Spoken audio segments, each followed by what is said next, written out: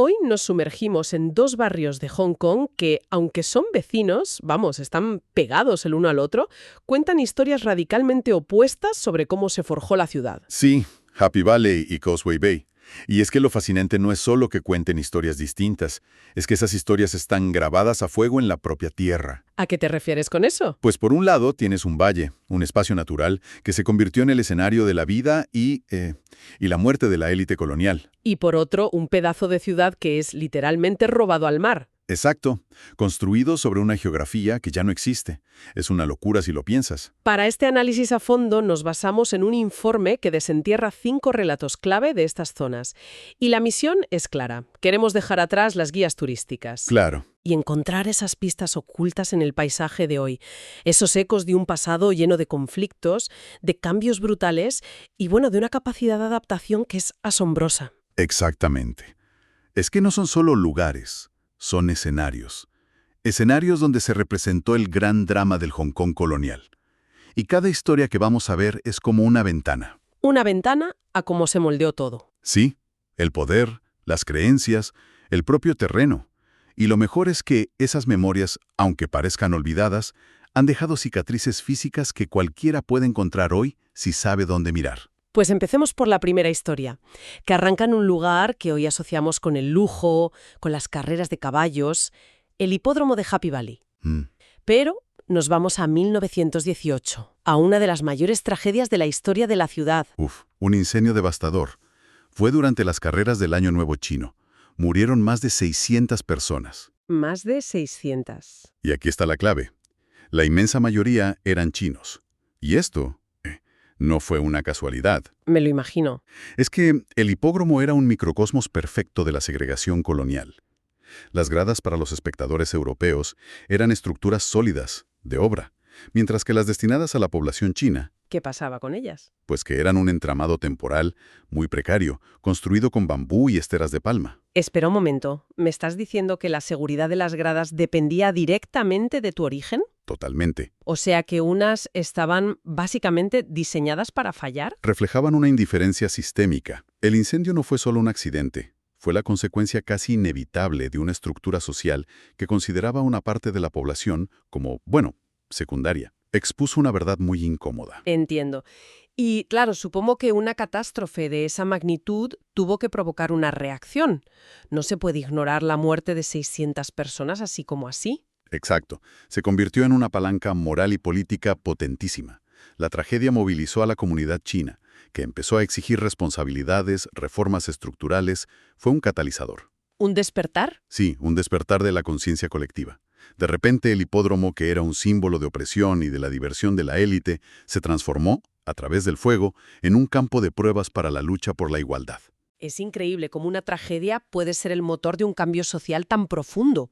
Y hubo consecuencias prácticas, reales. Vaya si las hubo. Fíjate, poco después, en 1926, una de las instituciones más elitistas y británicas, el Jockey Club, admitió a sus primeros socios y jockeys chinos. Eso habría sido impensable antes del incendio. Impensable. La presión social consiguió resquebrajar una estructura que parecía inamovible. Y si quisiéramos ver hoy un eco de esa sociedad tan dividida, ¿dónde podríamos encontrarlo? Pues en un lugar inesperado, justo al lado del hipódromo, el enorme complejo de cementerios de Happy Valley. ¿Los cementerios? Sí. Caminar por allí es como hacer un viaje en el tiempo. Ves la estricta separación de las tumbas por religión, por nacionalidad, por clase. Está el cementerio católico, el protestante, el musulmán, el parsi. O sea que es un fósil de esa estructura social. Un fósil perfectamente conservado. Esos cementerios no solo guardan la memoria de muchas víctimas del incendio, sino que son el testimonio físico de la desigualdad que, paradójicamente, acabó forzando el cambio. Has mencionado a los parsis, y eso nos lleva directamente a nuestra segunda historia, que revela una capa de diversidad en Hong Kong que a menudo se nos escapa. Sí, la del cementerio Parsi, fundado en 1852. Y este dato es clave. A ver. Los parsis, la comunidad zoroastriana, fueron el tercer grupo, después de chinos y británicos, en recibir terrenos del gobierno para un cementerio. Ah, o sea que tenían un estatus importante. Exacto. Eran comerciantes de Persia que llegaron siguiendo las rutas comerciales del Imperio Británico. Representaban una especie de tercera fuerza cultural y económica que rompía el binomio simple de británicos y chinos. Pero un momento, que yo sepa, los ritos funerarios parsis son muy particulares, ¿no? Lo de los entierros celestiales, al aire libre. ¿Cómo gestionaron eso en una ciudad tan densa como Hong Kong? Suena a pesadilla. Ahí está lo brillante de su adaptación. Evidentemente, los entierros celestiales eran inviables, así que adaptaron su ritual. ¿Cómo? Pues pasaron un entierro, pero con una modificación crucial para mantener la pureza ritual. Depositaban a sus muertos en sarcófagos de granito elevados sobre el suelo. Qué curioso, para que el cuerpo no tocara la tierra. Exacto. Es una solución ingeniosísima. Y en ese cementerio descansan figuras como Sir Hormuz G. Modi, uno de los fundadores de la Universidad de Hong Kong. O sea que su influencia fue enorme. Y aquí la joya oculta, por así decirlo, es la concentración de culturas en un espacio mínimo. Es alucinante. Si te pones en esa ladera, tienes una panorámica increíble. Abajo, el hipódromo, símbolo del ocio colonial. ¿Vale? A media ladera, el cementerio Parsi, con este antiguo monoteísmo persa. Y un poco más arriba, el templo de Tam Kung, un centro de culto para la comunidad de pescadores Hakka. Élites, comerciantes globales y clanes locales en unos pocos cientos de metros. Es un resumen perfecto del ADN multicultural de Hong Kong. Y si en Happy Valley vemos esta convivencia, a veces tensa, de culturas, Causeway Bay nos cuenta una historia totalmente distinta. La de una lucha directa contra la propia geografía. Una historia de conquista. Pasamos de un valle natural a un terreno completamente artificial, creado por la mano del hombre.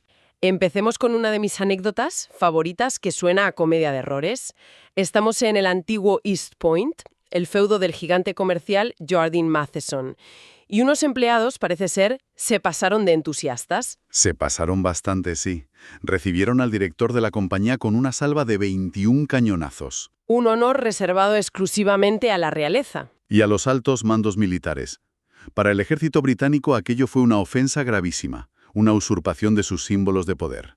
No se lo tomaron nada bien. O sea que, por un exceso de peloteo, los condenan a disparar un cañón para siempre. Es el castigo más británico y rimbombante que oído nunca. Una humillación diaria, a mediodía en punto. Les obligaron a disparar un único cañonazo, todos los días a las 12, como recordatorio perpetuo de quién mandaba de verdad allí. ¿Y lo que empezó como un castigo? Se ritualizó y se convirtió en el reloj extraoficial de la ciudad. Antes de que el ruido del tráfico lo devorara todo, ese disparo se oía en ambas orillas del Puerto Victoria. Marcaba el ritmo del mediodía. Es una manifestación perfecta de la tensión entre el poder comercial y el militar. ¿Y qué ha sido de esa tradición? Pues se ha transformado de una manera muy de Hong Kong. El símbolo de poder colonial se ha comercializado. No me digas. Ahora es filantropía.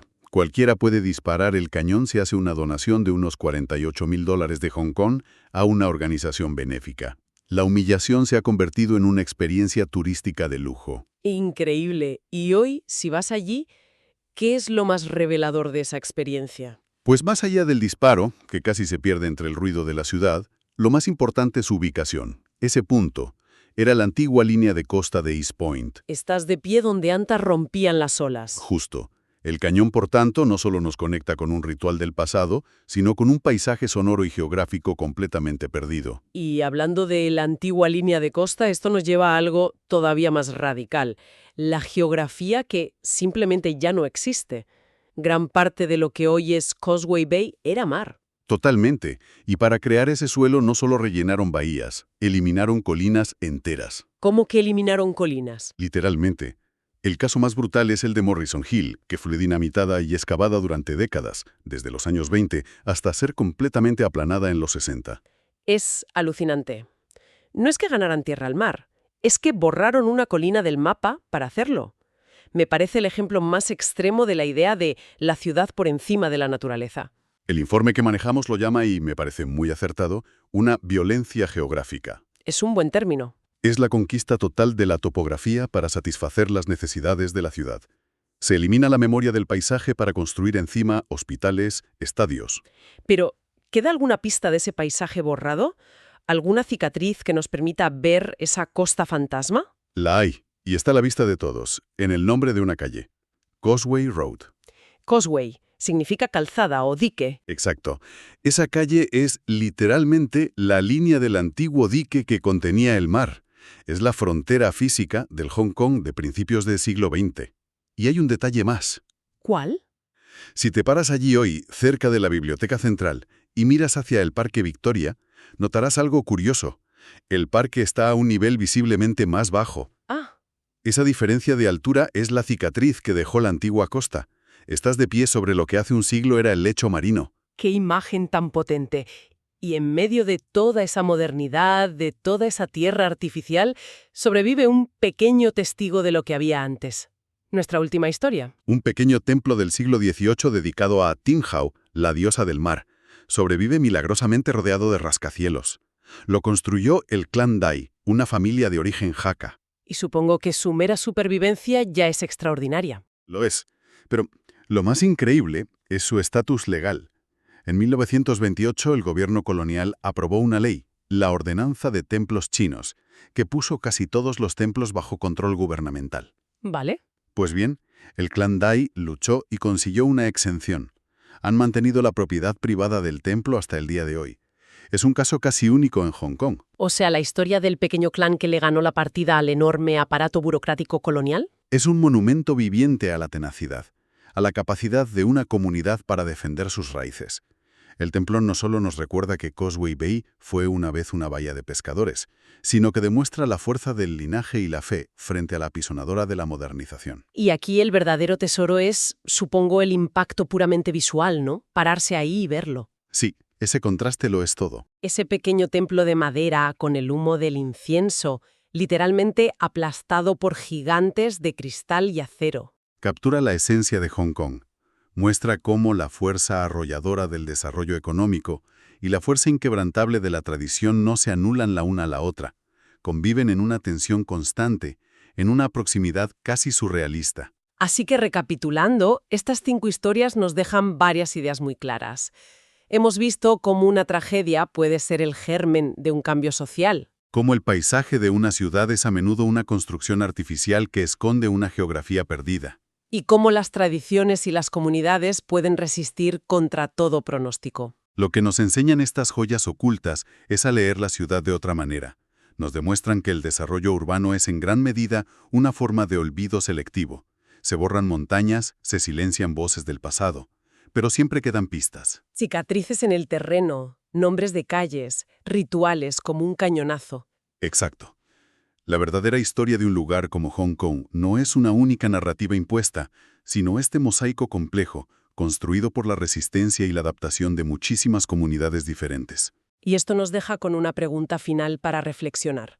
Cuando caminamos por cualquier ciudad moderna, ¿sobre qué historias y geografías borradas estamos pisando? Y más importante aún, ¿qué otras pistas como las que hemos explorado hoy podríamos estar ignorando en nuestro propio entorno? Pistas que cuentan la verdadera historia del lugar que llamamos hogar.